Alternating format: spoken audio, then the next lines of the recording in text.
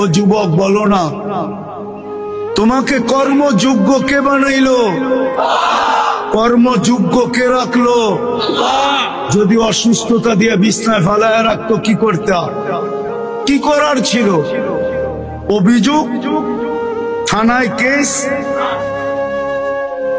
কোর্টে যায় আপিল, র্যাবের কাছে নালিশ, কি করার ক্ষমতা ছিল? অস্তিত্বটাকে দিল, কর্মযোগ্যকে বানাইলো। কর্মযোগ্য কে রাখতেছে? কতটুকু নুন খাই, গুণ কতটুকু গাই? গুণ তো গাই না আল্লাহ। চলেন দেখি জান্নাতের একটু ধারণা দিয়া কার মনে এই আগ্রহ জাগে যে আমি চাই আল্লাহ আমাকে জান্নাতের বিনিময়ে কিনো।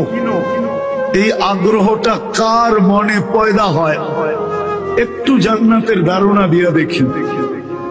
আল্লাহ কিন্তু জান্নাত দিয়ে কিনতে চাইতেছেন।